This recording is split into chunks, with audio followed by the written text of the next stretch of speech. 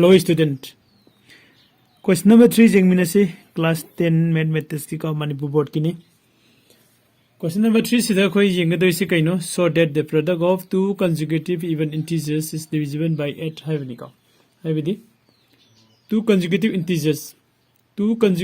even integer haibani ka. Even integers thangnaba even integer ani gi product to kanana 8 na divide to boyai haibako. Okay.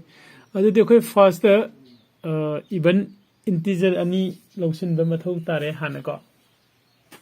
हाइरिबा even integer अनि से अखोय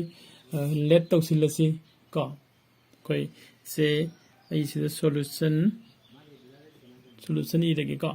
अदुगा late को even integer हाइबनिन आई 2a हाइने लोगे को 2a and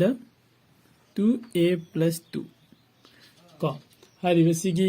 2a and 2a plus 2 से अखोय even integer ने lower से को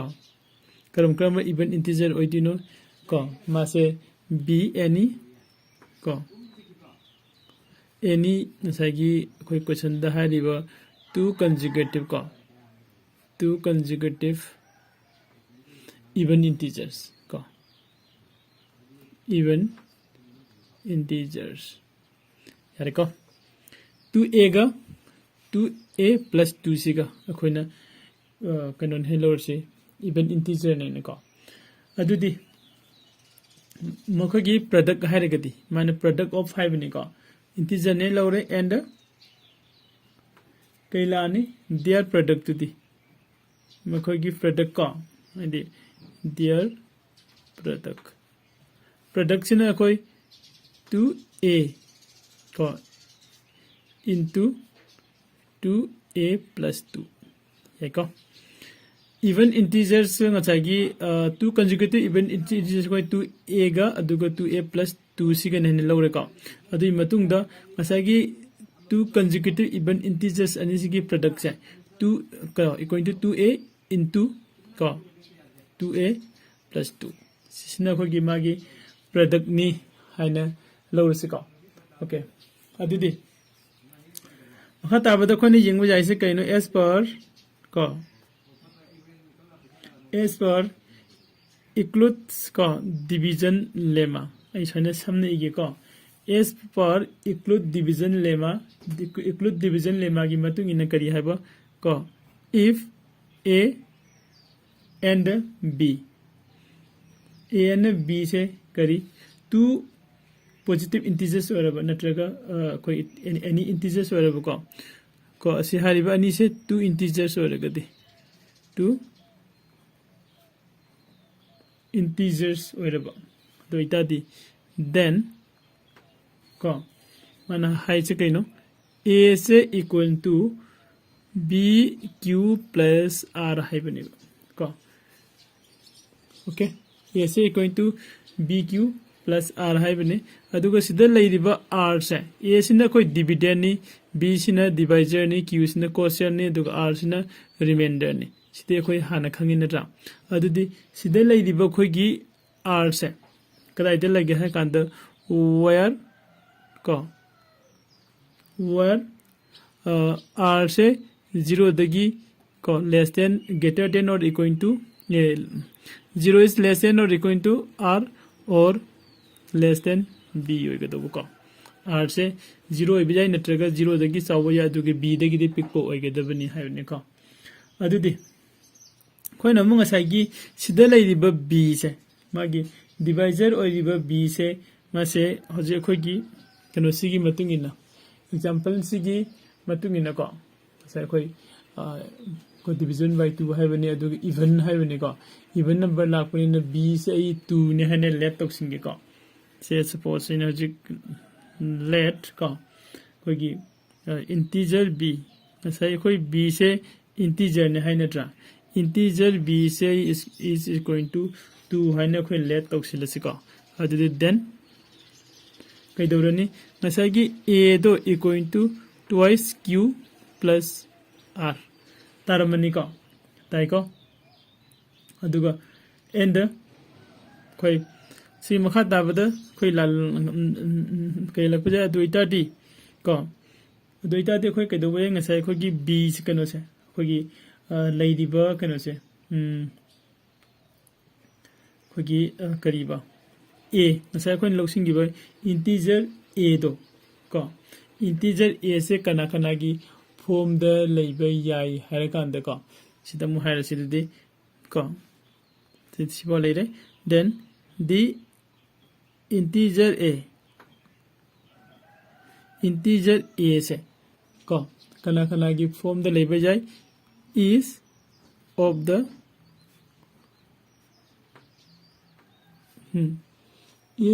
form को 2q की फॉर्म द लेबे जाए कर्म मतम दा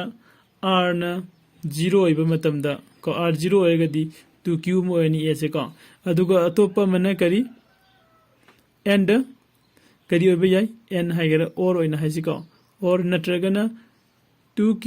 plus 1 ओइबा सुयाई कर्म मतम दा r ना 1 ओइबा मतम दा r 2 ओइबा दिया देखो कईगिनो हाइगदी b से 2 ओइबनिना को सिबाव लेरे अदु देखो ना साइकी लाई से कइनो कोने लाई से इंटीजर a से is the form of 2q and the 2q plus 1 सिबाव लाखरे को सिगी मखा ताबदी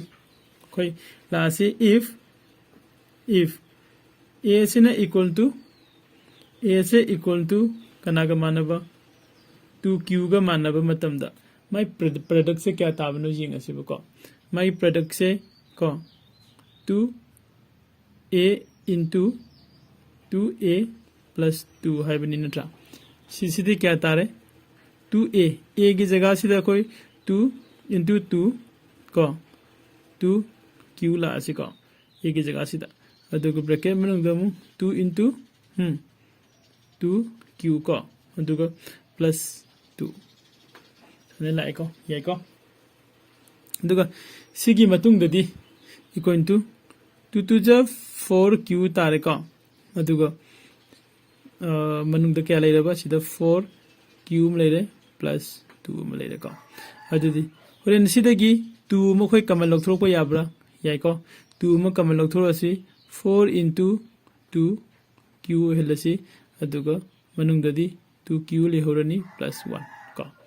अदुदी हारिबा सिगी कंडीशन सिदा खोनि जेंगबदा 4 into 2 दी क्या लेरबा 4 into 2 दी 8q लेरे को 8 लेरे अदुग 8q 2q plus 1 को अदुदी ngसागी सिगी 8q को 8q 2 की q से लेसिदा q दगी ना को q2 plus 1 सिबाउसी एनी कोगी नंबर अमु ओरकप मतमदा को हाइदि सिगी मसिंग पुलअप से जेंगगसु सिउजी अखोइना सिदा इनटू लोइना लेबनि मल्टीप्लाई ngakतनि मल्टीपल ngakतनि को अदुना सि मल्टीप्लाई ngakतो ओबनि सिदा अखोइना 8 ना डिवाइड तब याई हाइसे यारगद्रा कोइ क्वेश्चन दा हाइगिबो से डिविजन बाय 8 हाइसे को यारनि को करिगी सर खोइ सिदा 8 into को xyz हाइरोने xyz ओइनिंगबम ओइरसुनो 8 ने डिवाइड तब 8 के कथनबा याई सिने रे कनो ओइहोगनि को याइको चिन्हय मागी क्वेश्चन ओइहोगनि अदुदी सिगी मसिंग से खोइ 8 ना को डिविजन ओइरे हाबसे यारे को अदुदी खोइ डिविजन बाय 8 थाइन इसिदे इरंगे इट इज साइगरा व्हिच इज साइगरा हायरसि को इट इज को डिविजन बाय 8 यारे को डिविजन बाय 8 अदु नेक्स्ट खोइ कनो जेंगसि हजकी खोगी सिने खोइ a सिने 2q ओइबगिनि को अदु a से खोइ a से खोइ if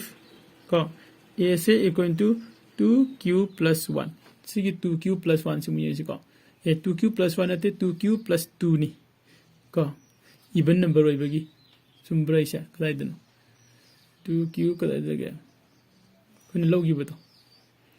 a सिना a से अहनबा a अमा 2q लेरे अथुंग a अमा 2q plus 1 सॉरी को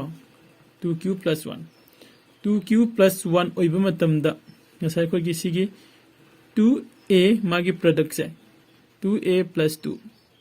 से अमु हल्लगा कोई 8 की डिविजिबल ओइबरि जेंगसि को अदु दिसि सिदा 2 दि लेजरे a की जगह ते करी लाए 2q plus 1 को अदुगा मनुंग द मुखै लासि दला कांदे 2 म लेरे को 2 अदुगा 2q plus 1 को सिदा ब्रैकेट लेगदब आइसे को सने लेरे अदुगा plus 2 को plus 2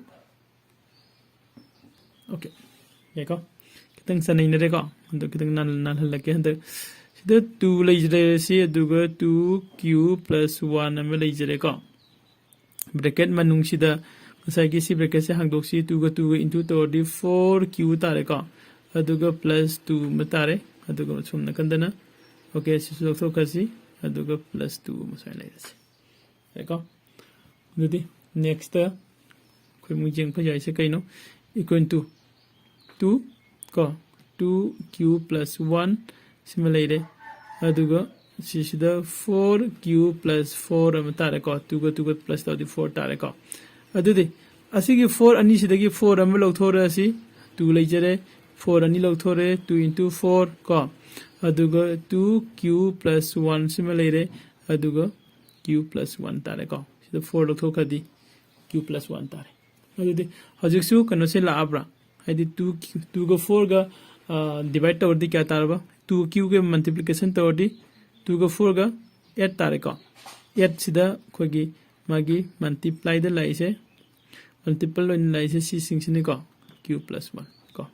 अदुदी हाइदी बेसिकी मसिंग सिदासु कोई 8 को 2q plus 1 नत्रा अदुगा q plus 1 हाइदसी हाइदिबे मसिंग सिदा कोई 8 ना डिवाइड तौथरो पाइसे सिगा सिगा दुम कथना गानी यारे को अदुदी अखोइना एनी को यदि product of two consecutive even integers है को हाइदिबे प्रोडक्ट ऑफ कनो से कोई product of two consecutive even integers को हाइदिबे सिगी मागी प्रोडक्ट सिदा कोई थंगनबे इंटीजर्स इवन इंटीजर्स अनि की प्रोडक्ट सिदा कनो सिना 8 ना डिवाइड तब याई हाइसे कोई खंगे को अदुदी लास्ट त कोई कनो से पिरमसी को कोई रीजन this का सही क्वेश्चन तुम इसिलो मथक तेइदो the product of two consecutive even integer है को even integers है को is divisible